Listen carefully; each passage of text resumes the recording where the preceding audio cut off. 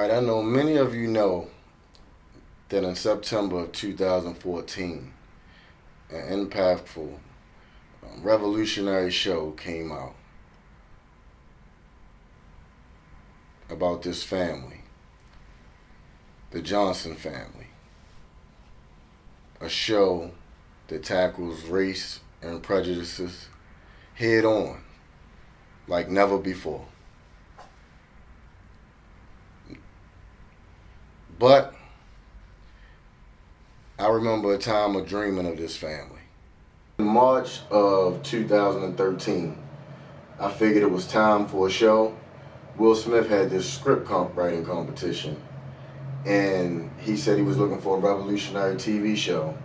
And the winner will win a prize and get invited out to actually have their show developed into a series. I love the idea of someone coming in with fresh ideas that will break the mold and create something that is absolutely revolutionary. A year and a half later, I see a show that comes out. Very similar. No two writers think the same. Even down to the family name. It's what I had and the idea I had for this show. And the show actually starts off describing the family from the hood and the American dream, just like I did right here, that I'm going to read for you. I'll start off just showing how the family worked hard and how they came from the hood. This is the beginning description. I say this is what their hard work brought them. And I announce what both careers are, just like them.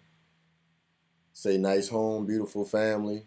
Mention education for the kids. And that they're living the American dream.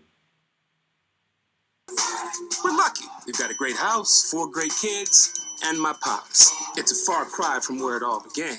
That's why I promised my parents I'd get an education, graduate, and get myself out of there. I guess for a kid from the hood, I'm living the American dream. I wanted to play on prejudices. Like I said, there's never been a time before that we played on and really was blatant about showing the differences between black and white. We just really don't understand the black culture, and I feel like the lack of understanding is where a lot of our divide comes from. So I wanted to write a show that tackles that head on. As you can see in my description, when I sent the show into the competition, I described it and said that I wanted a show with comedy that tackled race head on and prejudices, as you can read right here.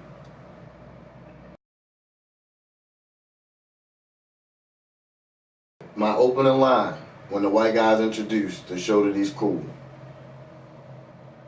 I had "what up" dragged out, and you can even see the pronunciation of it.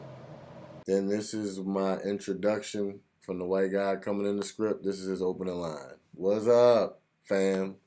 And I say he says it with swag. Killer Chris. Big Dre, what up? They do at the job what I did with the neighbors. I had them going back and forth with the fact that playing on how black people say goodbye or how they meet and greet.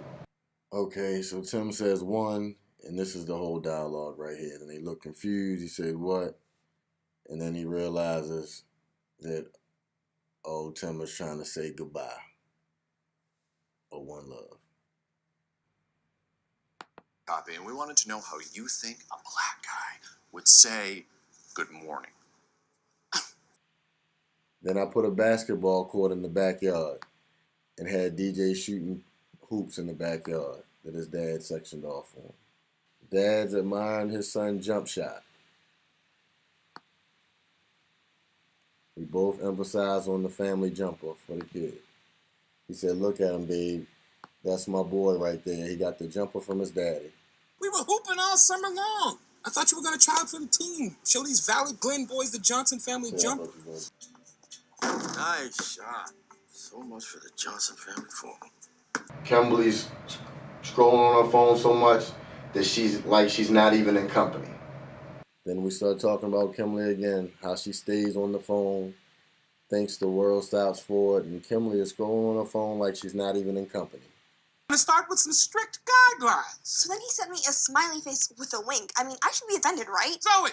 I'll text you. All right. I said people like that have a natural swag to how they talk.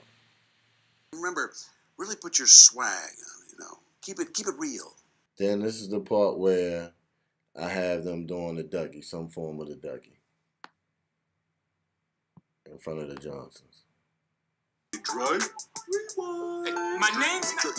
What? Kick it. That's inappropriate! Highly inappropriate! Do you mind being black again for a second? Telling them and referencing how, you know, to act black. I'm still going to need my family to be black. Not blackish. Then my end message to my show is I wanted to teach my son that a man owns up to being wrong. Sometimes keeping it real means admitting you were wrong, but as a... So this is a PS that they do in another episode with Michael Rappaport. I had them, this is still from my pilot, but they use a piece of it. I had him come to dinner dressed like a gangster rapper, trying to show how black the family is. I did it with the neighbors, and they did it with the Johnsons in that episode. Time to go keep it 100. Oh, damn it! I mean 100. So we had to run from 5-0 and hid in a dumpster. I had to stay there overnight in the dumpster. Hold on a second. Realness! Shut up! You see these similarities. So I finally filed a lawsuit. I fly out to California, find a lawyer to take my case, fly out to California, and then give them 10 grand to file a lawsuit. I'm thinking, finally I'm not taken advantage of. I don't have to do any more research. That my fight is going to be won. I actually have a friend in the business who manages some artists in Hollywood. And immediately when I showed him, he said, man, Kenya and Will Smith work together, the creator of Blackish. And then I start looking and find articles online where Kenya is saying that the last show he pitched was a pilot with Will Smith. That he pitched 19 shows and never had a show aired on TV before. The last one was a pilot with Will Smith. What is that show? That's what we need a lawyer to figure out. Everything is going good, I'm thinking. I have a lawyer. It's finally in motion. They're aware that I'm filing. All of a sudden, things make a left turn. I see in the media that Will Smith was dropped from the lawsuit. I have no idea why. I wasn't aware of it, even though the article says David Lloyd Marcus dropped him from the lawsuit. My lawyers did it without my consent, without my knowledge. They told me when I addressed it that they didn't need my permission to drop Will Smith from the lawsuit. How crazy is that? I know I'm not a lawyer, but something is fishy here. The reason I'm doing this whole case, to me, just stinks and smells funny, and I'm trying to figure out why and where this is coming from. So they tell me they dropped him from the case. They had me look over some information. Somebody from Will Smith's camp said that it was an administrator of their competition, a guy named Robert O'Sullivan. And he testified or made a statement and said that my script was disqualified, which means it never got to Will Smith. I have a whole lot of proof in his statement, because it's a 22-page statement that conflicts with the contest rules and guidelines. Now, I don't expect them to lay down and just say, hey, we sent it to him and we showed the script, we took it. I expect them. Like I said, if you'll steal, you'll lie. I believe that they will cover the thing up. What I didn't expect is the lawyers that I flew to California to pay, to file my lawsuit, for them to drop the claim on Will Smith without me knowing, when that's the only place that I sent the script, and that's the connection to Kenya. And two, that they were going to withdraw from my lawsuit. When I addressed them about dropping the claim against Will Smith, and they told me that they didn't have to drop it. It was 3 days later when they reached out to me and said, we think you should just drop the case altogether. Why would I take and give you $10,000 to drop my case because of one statement from a camp saying that they didn't send the script? Didn't depose them, no rebuttal, no depositions done. Just like that, they telling me to drop the case. What happened? I have no clue what happened. I reached back out to them and said, I didn't want to drop the case and I wanted to move forward. When I told them I wanted to move forward, they told me they were withdrawing from counsel. Just like that, in a day, my whole case changed. They told me the reason was, without that proof of access, that these cases are harder to fight. My response was, let a judge decide that. I believe I have enough proof and enough connection. So what happened? They left. They withdrew. I didn't know I was supposed to oppose it. Again, I'm not a lawyer. I'm trusting these people that I took $10,000 to because I don't know the laws. I can't fight it myself. So they took advantage. So the case goes on now. It's just me versus ABC. And they're reaching out to me, trying to get me to drop the case, which I tell them I'm not. I'm trying to find new lawyers, but I'm trying to let it play out. I'm trying to see what rights I have versus my other lawyers because I know I have to have a case against them. But in the meantime, I'm just feeling screwed at this point and taken advantage of. So we get to August, the judge reviews my case and dismisses it. But in the dismissal, there was some good that came out of the dismissal. Because I found out that the judge looked at my theory of access and he said that it survived the claim.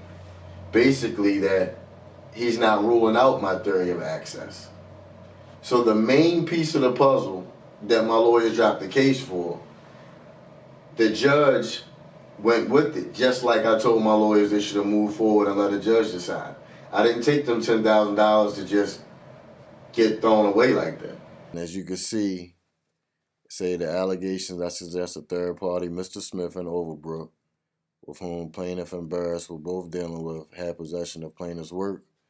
Such allegations, while circumstantial, show a reasonable possibility that the defendants had access to the plaintiff's script and therefore sufficient to survive a motion to dismiss. This is a huge piece to the puzzle. Lawyers know this. And this is even after the judge reading their statement. He believed it. So I guess he looked into the same thing. He looked into that relationship as well. But he believed it. And this is the reason why my lawyer said that I should dismiss it or drop it until we had more evidence of access. And I told them to let a judge decide. And look what a judge said.